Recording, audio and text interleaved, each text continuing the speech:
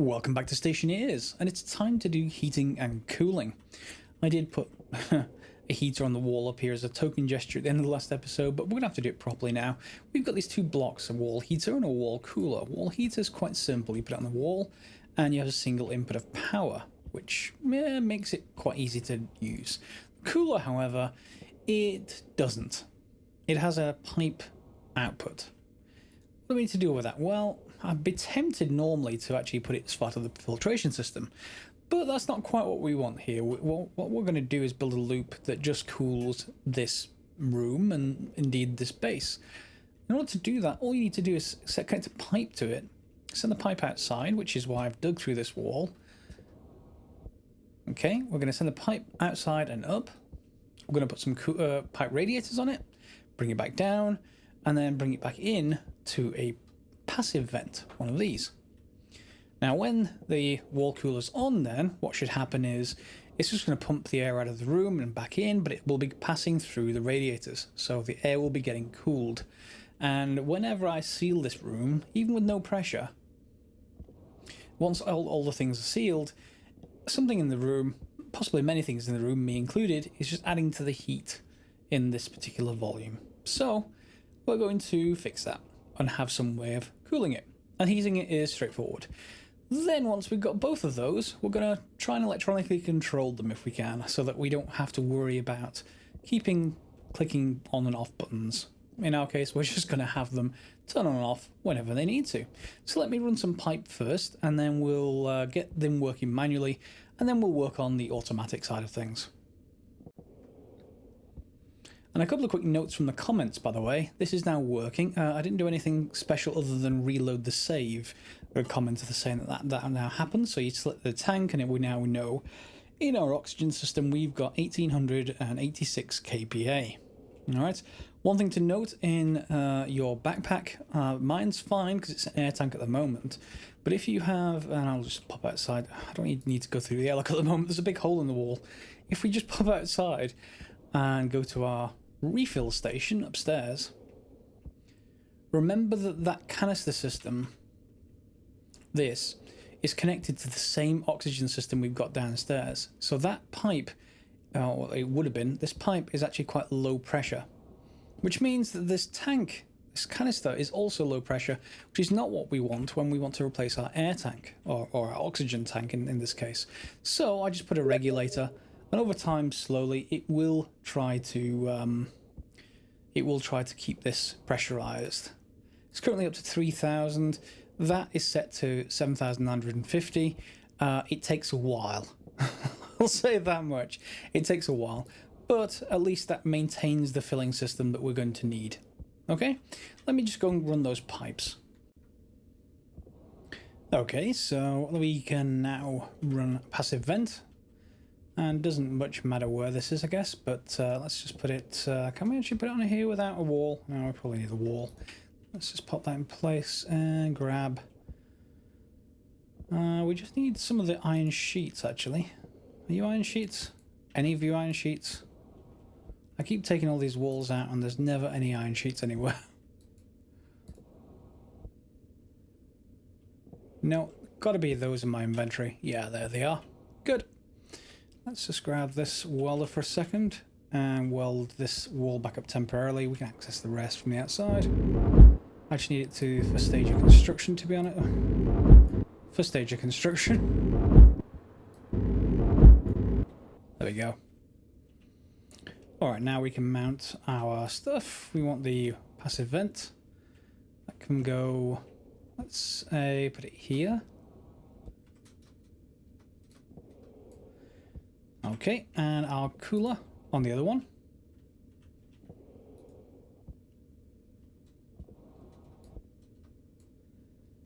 Okay, that should be fine. And now we just need to run power up there. So I'm going to need to take out this and just reroute them. Let's just pop that in the backpack. Excuse me, there we go. And yeah, let's just reroute this cable.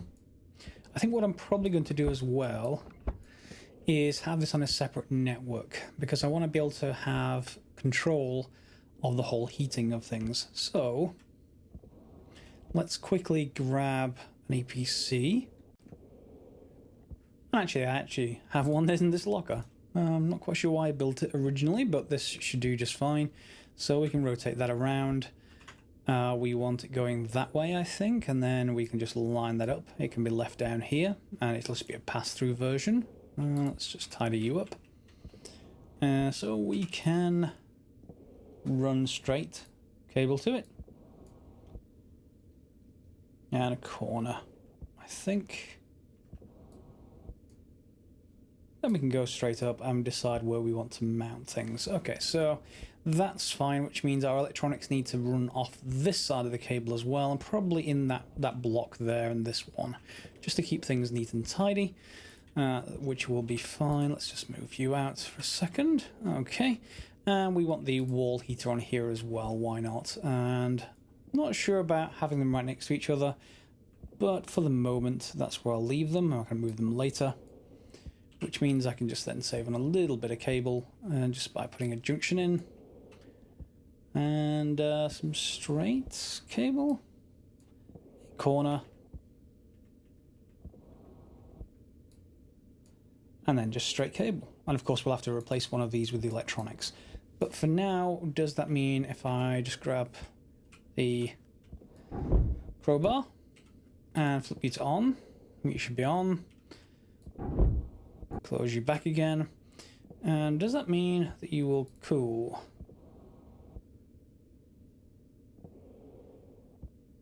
You really should have power. Why don't you have power? Unless they've re-enabled these hitboxes. No, they haven't. You should definitely have power. Do you have power? Oh. Perspective. Yeah, perspective means everything. Fine. Can we build a junction now correctly? There we go. Power? Yeah, okay, so you're flashing an error and you work just fine. Okay, so for that to be flashing an error, as far as I know, the only thing that it needs is a passive vent, some pipe, and some pipe radiators. And I think we have all of those. So I'm just going to go do a quick investigation. I think the problem is just there's just not enough pressure in the room. So let's remedy that, shall we? And as you can see, this is correctly showing me what's in the tank. And we're getting some pressure in the room. It is, of course, going to be quite cold. But the temperature being cold isn't much of a problem. I suppose we can actually heat it over there. That may take a little bit of time with just that one small wall heater, but we're going to get some pressure running. Hopefully we're not going to get any leaks. I don't think I've got any leaks anyway. Okay, pressure's coming up. And let's see at what point, if I choose to cool this, will it actually try? Yep, it will. Not sure why I got the error, but that is the issue. It just needs pressure to actually work. So we'll depressurize again because we're going to be tearing out more walls to put the electronics in. Okay, so let's get started with the electronics, shall we? To get started with that, we're going to a whole bunch of cable as normal. I've got this roughly in the right place, and put a wall light here for those of you who want more lights. Always more light. So we've got a few things. I put a gas sensor up there. It says pressure, but I think that's just a name. It currently sensing, of course, 0. And we may well use that for the pressure to add on to the system in the future. To start off with, though, we're just going to look at temperature. If the system activates while this room is depressurized, I'm not too bothered. I mean, it is going to consume power, but at the same time, you know, no worries to get this started. And then obviously accounting for pressure as well would make this quite a more complex system. So I want to get you guys started with the heating, and we can improve it in the future. And of course, you guys can post comments if you see any way of doing it. One thing I am missing, by the way, that would make this simpler that I know of, is if there was a NOT gate. I didn't see one. If there is one, please let me know in the comments. But let's get started. So we're going to need 3 input outputs. So we need 2 processors and we need 1 memory. Let's start with the memory. It's always the easiest. You just pop that down. It only needs one connection, then we need to set something. So let's say, I mean, our suit says 20 degrees, and that seems like a decent thing to start with. So I'm going to need a screwdriver, aren't I? Screwdriver. Where's my screwdriver? Oh, it's in my hand. Yeah. Ignore that part. Okay, so let's say this is 20. Is it going to be 20, or is it going to be... I wonder. Is it going to be in Kelvin, or is it going to be... Well, we'll see. If it needs to be in Kelvin, that needs to increase to 293, but we'll see. Let's grab one of the IOs, and let's put it here. And we need to rotate this. It doesn't much matter because everything's connected to everything, which one's the input and output of the data, as long as they're actually connected, of course, to the rest of the system. So we're going to set this to look at the gas sensor. And we're going to set it to look at temperature only. Turn it on.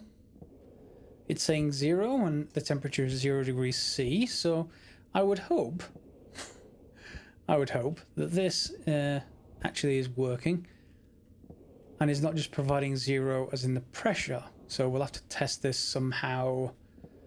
Not quite sure how. No, I guess we can test it by pressurizing. The heater should kick on if that's the case. Alright, so we've got 0, and now we're going to need to take that and process it. So let's put a mathematics in. We want to do a compare, I think. And again, it actually does... No, it doesn't much matter on this one either. So let's put you there. And now we're doing a comparison of less than. I think we did this last time with one of the others. So less than, we're going to have input 1 being the logic reader, which is this, which is reading the gas sensor. And the other one being logic memory. And if, you know, this is less than 20, then this should hit 1. Good. All right. So now we need to tell our... If it's less than 20, we need to kick the heater on, don't we? So we need to say to the heater... Let me just put the screwdriver in my hand permanently. We need to read in the compare unit. And we need to say... that's a reader. No. Nope, that's wrong. Let me just grab this tool for a second. It needs to be a writer, not a reader. That makes sense. Not the batch writer, the logic writer should be fine. Okay, that makes much more sense. So the input's going to be the compare unit. And the output is going to be the wall heater. And we're going to switch on the wall heater. It's the on setting. So if you are less than 20, switch on the heater. It's on. Alright, and if it's more than 20, we want to switch on the cooler. Now, this is where the NOT gate will come in handy, because I could just take the output of that, put it into a NOT, and then write somehow. But at the end of the day, we're also going to need another compare unit, which is probably the same kind of block size anyway. So, swings and roundabouts. So let's take the compare system in. We want compare again, don't we? So I'm going to need a slightly different layout. We can go around it, I guess. Does it need to be connected to all 4 sides? It does. That's unfortunate. Let's just take off the U2. And we're going to put a junction in there. One there. As long as I don't have a cable out there that's connected. No, I don't. It doesn't look like I do. Can I actually put a corner in here, though? No, you're going to object on that side. As long as I can put one on this side, though, it shouldn't matter. Yeah, in fact, these two can be changed to corners, but I'll worry about that later. So, logic compare again. And again, we're going to say this is pretty much the same thing as the other one, except that now we're going to do a greater than, and this will get us the opposite effect, which is what we need for essentially the equivalent of a NOT gate in this particular instance. So the input 1 is again going to be the logic reader, logic memory, and then we're going to do greater. Turn you on, and you're set to 0 at the moment. That one's set to 1 at the moment. They'll flip as soon as it passes 20. And then we're just going to want, lastly, hopefully, a logic writer. Yeah, logic writer. And this is going to need to be connected to everything again, so here we'll do. I'll connect that up later. In fact, we have to connect it up now, don't we? So let's just put a corner in.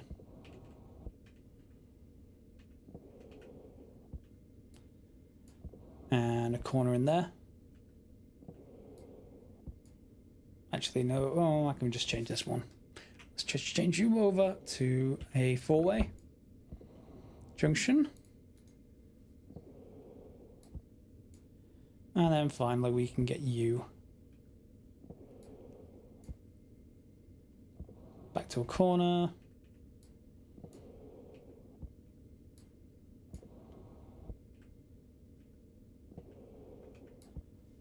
Alright, that's everything, I think. Let's just change hands, and then we need to turn this, let's say, what's our output's going to be? Our output's going to be the cooler, wall cooler.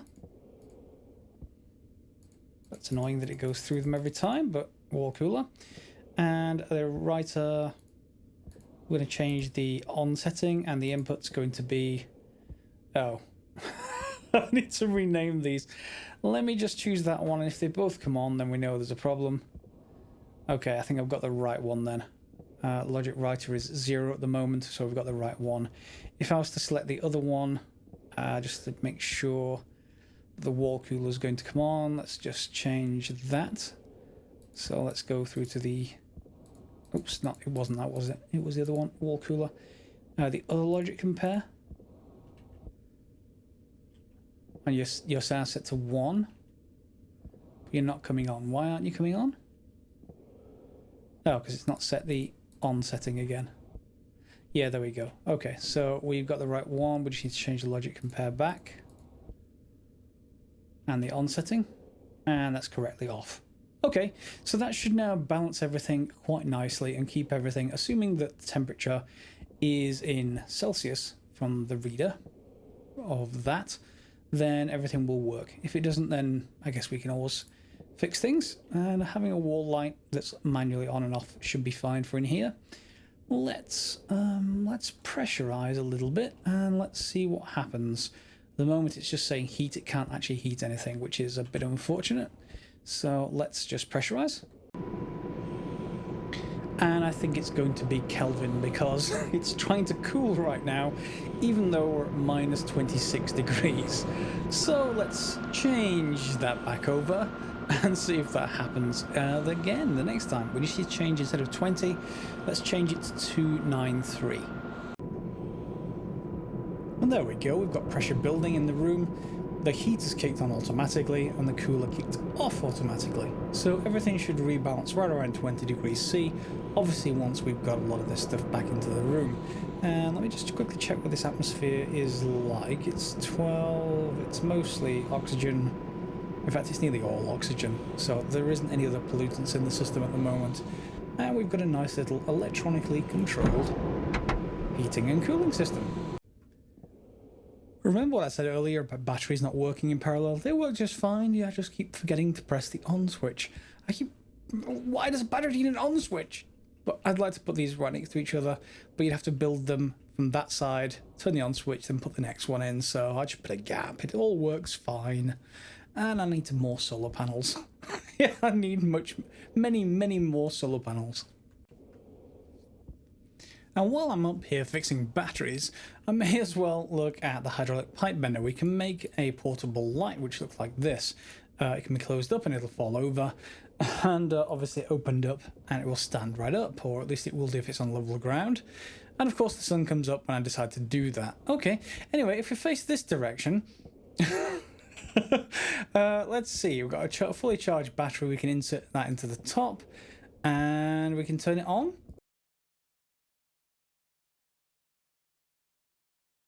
Okay, now we can also put that in our backpack apparently while it's actually still on. And let's turn the light off. And as you can see, it's still illuminating. This is a tip from one of the commenters who thought to give this tip, and I actually quite like it. When we come down here, hopefully you're able to see better than that beam of light. Let me know what you think in the comments anyway, just so that we can see where we're going when I'm mining and when I'm putting things, you know, to rights in the base.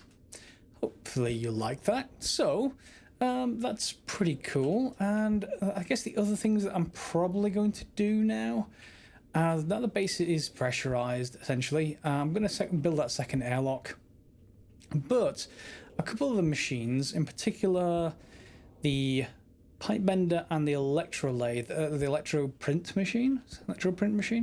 printer. It just says electroprint on the front. Those both are needed in the base far more than up here, so I think I'm going to move them down there. I'm probably going to build a second auto lathe for down there, but I don't really need it all that much. The Atmos print and the electroprint are both more needed than that. And of course up here what we could do then is build the chemistry, certainly build the tool fabricator. Let's just quickly take a look at that. Is that in here? I think it is. Tool manufactory, sorry. So we need iron and copper. Which ones had the materials last? Steel, copper. No, that's copper. Let's pop you in there. And again, we can make a lot of these things in the fabricator, but having a station up here as well, because the fabricator's inside, doesn't hurt to have one of the basic machines out here. That's going to take a while. The other machine is the chemistry station. I think there's a microwave as well. Yes, I know, microwave in space, where we don't have any crops yet, I suppose, because hunger and thirst isn't in the system. However, we can build the hydroponics, so that's another topic for another episode, and we may have to look at how we can extend the system yet again, not just to have, you know, a mixer just for canisters for our furnace, or for, in our case, we're just taking oxygen, this center line, down into the base, but how we can have things like mixes of probably CO2. Yeah, hydrogen is still okay. Oxygen is now built up much higher where I want it. In fact, I can probably swap that out with my existing air tank. Nitrogen is still terrible. So I just don't know what to do about nitrogen at the moment.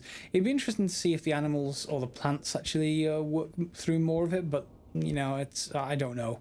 I'd like to know more, if any of you guys know, other than just getting lots and lots of ice, which would mean, of course, we get lots and lots of water, this is already building up almost to the green level. I do like this light. This light is pretty good. And you can even see the floors. Well done. Thank you to the commenter. Sorry I forgot your name just at the moment, but well done for that comment. So, what else have we got? Have you finished building yet? 77%, wow. Yeah, this second battery is working fine. All this is supposed to do is just split evenly power between the two of them. So we basically get double capacity, and then I can keep on building more and more solar panels out there. I'm not sure if there is any capacity of this high-end cable, you know, if there's any maximum capacity. There is, of course, on this. We don't want to go above 5,000 watts on this cable, I believe, so that's fine. Are you going to finish? You are going to finish. So tool manufacturing will look like just like the machines. And do I actually have some cable to do it now? I may have it just about enough. Oh, the power port will be on that side. Let's just go this way with the power then. Turn you around. Go for a corner. And send you this way. 1, 2, 3, and then we just need the cutters to finish that off. There you go. So we should have some power. And now we can build all of our tools. So in case you in case you lose any, you know, we can make all the angle grinder, duct tape, etc. Labelers, mining belts, and mining drills. Mining belts actually are a great storage at the moment for ice ores. You can't keep them anywhere else. You can't put them in lockers. You can sort of put them in a room in your base as long as it's below freezing. But I don't want a separate freezer room just yet, or we might think about that in the future. So yeah, just bear in mind there's a simple way to do that. Lots of other stuff, but more importantly for me, we can make spray paints and different colors of spray paints, which means I get much more flexibility in spraying the pipes. And each one I think only takes iron, yeah, 1 G of iron per spray paint. So that's pretty cool. More tracking beacons in case you want to actually have like locations to specific mines. Uniform commander, I don't need anything else there. So yeah, take a look at the toolmaker. I think the last one is the chemistry station. I will go into that another time. Don't really need the front of this recycler, so that's fine where it is. Okay. Let's go and see how, or if our base is nice and toasty and warm or not. As you can see, this is the portable light. It lights up everything, which is cool. This is still going to try and pressurize to 101 kPa, which we don't have in the room. We may have enough to get to here, because in the room I left it at 50 kPa, so that might be enough. But to be honest, I'm just going to cancel when it hits 50. Because that should be the same pressure as in the room, roughly there or thereabouts. It's down to -11, it was at -19. Of course, that is only a very small wall heater, but we don't need a fast system, because once it equalizes around about 20 degrees C, there shouldn't be any large-scale changes, except when I need to evacuate it using this, emergency evacuation tank and system, when I'm constructing more that way. And of course, everything is now lit up a little bit better. Hopefully you enjoy that. Alright, so if you enjoyed this episode, feel free to give it a thumbs up and subscribe and share if you haven't.